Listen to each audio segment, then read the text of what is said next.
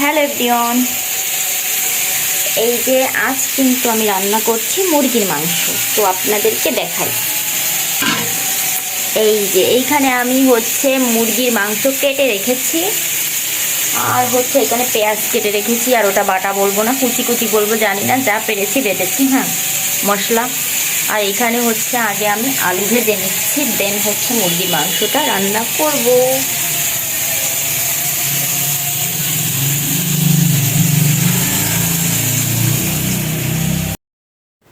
তো গাইজ, এই যে এখানে কিন্তু আমি সব মশলা রেডি করে রেখেছিলাম। আর এই যে মাংসটাও কিন্তু ধুয়ে জল ঝরিয়ে নিচ্ছিলাম।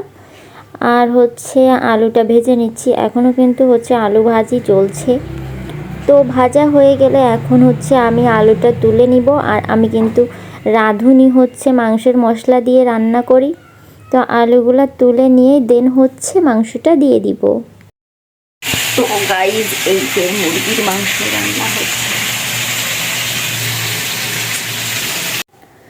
তো গাইস, এই যে এখন কিন্তু মাংসটা প্রায় কষা কষা হয়ে গেছে, দেখতে কিন্তু অনেক সুন্দর লাগছিল।